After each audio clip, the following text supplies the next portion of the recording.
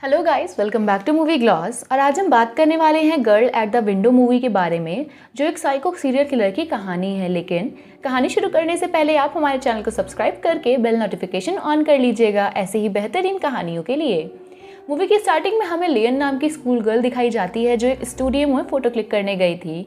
और जब वो फ़ोटो ले रही होती है तो अपने पीछे एक नेकेड लड़की की लाश देखती है जिसकी एक आँख फूटी हुई है, जिसे देख के लियन बहुत डर जाती है। फिर कुछ दिन बाद का सीन दिखाया जाता है जहाँ एमी नाम की लड़की ने अपनी माँ के साथ नए घर में शिफ्ट हुई थी और वो अपना कमरा सेट कर रही होती है, जहाँ वो एक सीरियल किलर के बारे में न्यूज़पेपर में पढ़ती है जो शहर में लड़कियों को मार के उनकी आंखें निकाल लेता है। उसके बाद वो अपने फादर की फ़ोटो देखती है और हमें पता चलता है कि उसके फादर की डेथ हो चुकी थी किसी एक्सीडेंट में और एमी उनसे बहुत प्यार करती थी। तभी उसे कुछ आवाज़ आती है और वो बाहर देखती है अपने पड़ोसी को जिसका नाम क्रिस था, और उसकी माँ उसे मिलने जाती है और उनमें दोस्ती हो जाती है। रात में एमी अपना प्रोजेक्ट बना रही थी, तभी उसे बाहर से आवाज़ आती है तो वो देखती है कि क्रिस अपनी वैन लेके कहीं जा रहा है और थोड़ी देर बाद वापस आता है तब उसकी वैन की लाइट बंद थी, जिसकी वजह से एमी को शक होता है कि क्रिस ही कहीं कातिल तो नहीं, और उसके आने जाने का टाइम नोट करने लगती है। दूसरे दिन स्कूल में उसे उसकी दोस्त मिलती है लियम, जो वही लड़की थी जिसने स्टार्टिंग में उस नेकेड लड़की की लाश देखी थी। तभी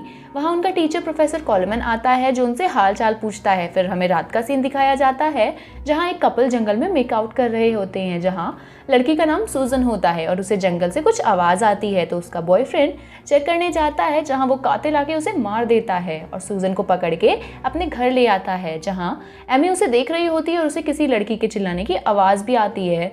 तो वो चेक करने क्रिस के घर जाके अंदर झांकने लगती है, लेकिन तभी वो नीचे गिर जाती है जिसकी आवाज़ सुन के क्रिस वहाँ आ जाता है, जिसे देख एमी डर के अपने घर भाग आती है क्योंकि उसे लगता है कि क्रिस ही कातिल है। फिर क्रिस आके एमी की मदर से शिकायत करता है कि एमी उसके घर में ताक झाँक कर रही थी, तो उसकी माँ एमी को डांटती है। इस तरफ एमी टीवी पे सूजन के मर्डर की न्यूज़ देख रही थी और दूसरी तरफ वो किलर ने सूजन को पूरी तरह से बांध कर रखा था एक बेसमेंट में, और वो सूजन की एक आंख निकाल लेता है और उसे एक जार में रख देता है, जिसकी वजह से उसे बहुत दर्द होता है और वो ज़ोर ज़ोर से चिल्लाने लगती है।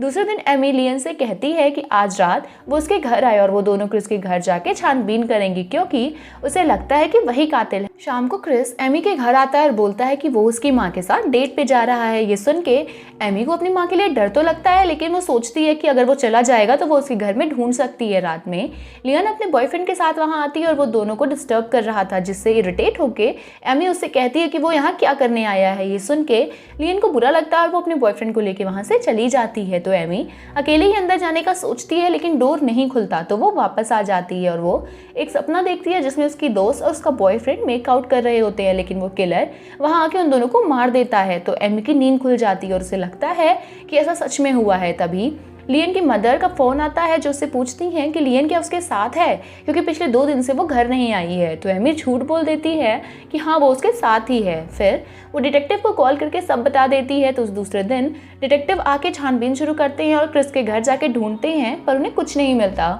तो वो एमी से कहते हैं कि ऐसा कुछ नहीं है, ये सब बस उसका एक वहम है, क्योंकि कुछ टाइम पहले ही उसके फादर की डेथ हुई है जिसकी वजह से उसे सदमा लगा है और उसे ऐसे ख्याल आ रहे हैं। लेकिन एमी उन्हें अपनी डायरी दिखाती है जिसमें वो क्रिस के आने जाने का टाइम नोट करती थी। तो डिटेक्टिव वो डायरी अपने पास रख लेते हैं और उसे आराम करने को कहते हैं। फिर एमी अकेले ही क्रिस के घर जाके देखती है तो उसे एक छोटा सा पिंजरा दिखाई देता है और वो डिटेक्टिव को कॉल करके बोलती है कि मेरे दोस्त खतरे में है, आपको मेरी मदद करनी होगी। तो डिटेक्टिव लियन को फ़ोन देते हैं क्योंकि वो पुलिस स्टेशन में है, मतलब वो जिंदा है, और वो एमी से गुस्से में कहती है कि मुझे परेशान करना बंद करो, तुम्हारी वजह से मुझे पुलिस स्टेशन आना पड़ा। तभी क्रिस वापस आ जाता है जिससे डरकर एमी उसकी गाड़ी में जाके छुप जाती है। तभी गाड़ी की डिग्गी खुलती है और क्रिस उसके अंदर कपड़ा फेंकता है जिसमें खून लगा हुआ था, जिसे देख एमी डर जाती है क्योंकि उसे लगता है कि ये उसी लड़की सूजन का फ्लैश होगा।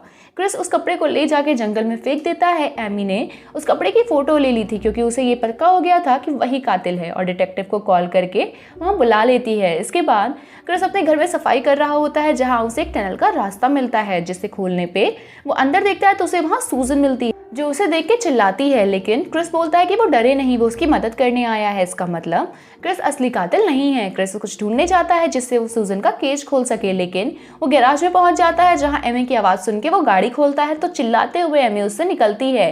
क्रिस को कुछ समझ आता उससे पहले डिटेक्टिव वहां पहुंच जाते हैं और क्रिस के हाथ में हथियार देख के उन्हें लगता है कि वो किलर है और एमी को मारने वाला है, इसलिए वो उसे शूट कर देते हैं जिससे क्रिस की मौके पर ही मौत हो जाती है।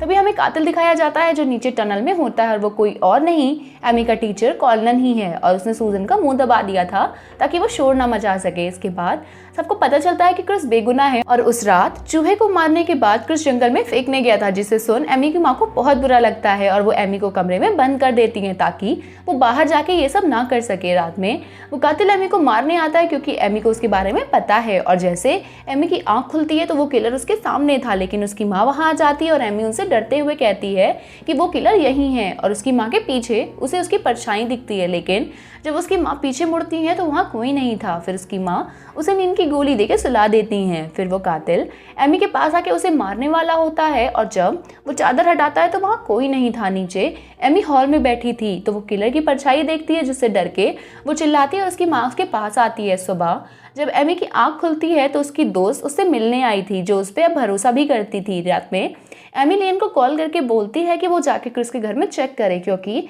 उसे लगता है कि सूजन अभी भी वहीं पर है। तो लियन अपने बॉयफ्रेंड के साथ वहां जाती है तो उसके बॉयफ्रेंड को कुछ आवाज़ आती है, जिसे चेक करने वो बाहर जाता है तो वो किलर वहां आके उसे मार देता है। लियन वीडियो कॉल पे थी एमी के साथ, तभी वो किलर आके लियन को भी पकड़ लेता है तो एमी डिटेक्टिव को कॉल करके जल्दी से वहां आने की उनकी मदद करने को कहती है और वो खुद ही उन्हें बचाने जाती है। और जैसे ही किलर लियन की आंख निकालने वाला होता है तो एमी चिल्लाती है, जिसे सुन के वो उसके पीछे जाता है और एमी एक टनल में पहुंच जाती है जहाँ सूजन, लियन और उसकी माँ बंधे होते हैं। तभी वो कातिल यानी एमी का टीचर वहां आ जाता है, जिसे देख के वो बहुत शॉक हो जाती है और वो बोलता है कि मैं हमेशा तुम्हारे सामने होता था लेकिन फिर भी तुम मुझे नहीं पहचान पाई। और वो उससे कहता है कि तुम बहुत शातिर हो, तुम मेरे साथ मिलकर किलर बन सकती हो। और वो एमी को पकड़ने आता है तो वो उसकी आंख में चाकू घुसा देती है और उसका पीछा करने लगता है और गैराज में पहुंचकर उसका गला दबाता है तो वो उसे लात मार देती है और फिर वो उसकी तरफ आता है तो वो सामने से हट जाती है, जिससे एक लकड़ी उसके पेट में घुस जाती है जिससे उसकी मौत हो जाती है। तभी वहाँ डिटेक्टिव आ जाते हैं, उन सबको रेस्क्यू करके बाहर ले जाते हैं और यहीं पे ये कहानी ख़त्म हो जाती है। तो दोस्तों, आपको ये कहानी कैसी लगी हमें लाइक और कमेंट करके ज़रूर बताइएगा। हम फिर मिलेंगे एक नई कहानी के साथ, तब तक के लिए शुक्रिया।